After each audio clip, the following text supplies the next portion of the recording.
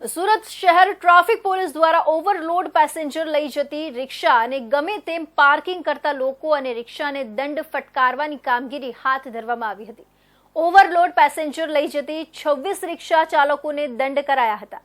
Online memo કરી પણ રિક્ષા ચાલકોને દંડ કરવામાં આવી રહ્યા છે। સુરત શહેર ટ્રાફિક પોલીસ દ્વારા શહેરમાં ટ્રાફિક વ્યવસ્થા સુધારવા માટે એક કડક કાર્યવાહી કરવામાં આવી છે। ઓવરલોડ પેસેન્જર લઈ જતી રિક્ષાઓ અને આડેધડ પાર્કિંગ કરતા રિક્ષા ચાલકો સામે પોલીસે લાલ આંખ કરી દંડ ફટકાર્યા છે।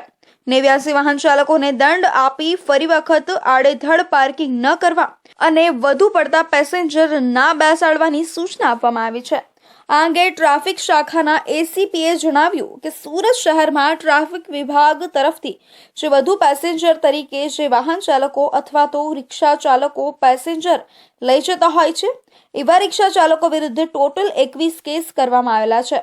તેમજ જ્યાં 4 રસ્તા હોય, સિગ્નલ પર જામ કરતા હોય એને એવી જગ્યાએ પાર્કિંગ કરી દેતા હોય છે। અવારનવાર સૂચના આપવા છતાં પણ તેઓ પાલન કરતા નથી એવા રિક્ષા ચાલક વિરુદ્ધ 89 કેસો કરવામાં આવ્યા છે। આ સાથે સીસીટીવી કેમેરાથી પણ નજર રાખવામાં આવે છે। જ્યાં ચક્કાજામ થતું હોય ત્યાં ખોટી રીતે રિક્ષા પાર્કિંગ કરતા હોય તેવા રિક્ષા ચાલકો ઉપર નજર રાખવામાં આવી રહી છે।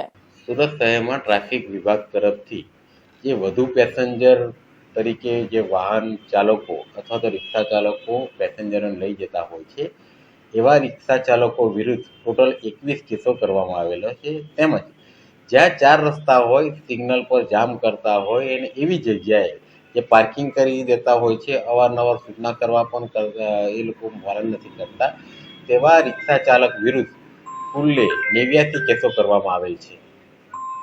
આ જે રીતે રિક્ષા ચાલકો આડેધડ પાર્કિંગ કરી દેતા હોય, આ અત્યારથી કઈ રીતની કામગીરી થશે અને કઈ રીતના એ લોકો પર અંકુશ લેવા માટે ટ્રાફિક પોલીસ આમાં અમારા સીસીટીવી કેમેરાની મદદથી પણ જો આવા ઇલીગલ પાર્કિંગ પ્લેસીસ પર નો પાર્કિંગનું બોર્ડ જે ત્યાં હોય છે એના પર પણ કેસીસ કરવામાં આવે છે।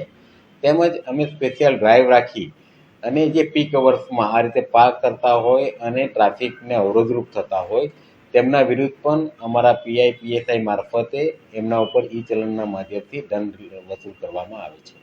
અત્યાર સુધીમાં કેટલા રિક્ષા ચાલકો ઉપર કાર્યવાહી થશે અને થઈ છે અને કેટલા ઈ ચલણના રિક્ષા ચાલકોને મોકલવામાં આવે? ઈ ચલણના મેમો દરરોજે જનરેટ થતા હોય છે, એનો ચોક્કસ આંકડો એ વિભાગ તરફથી મેળવીને આપી શકાય।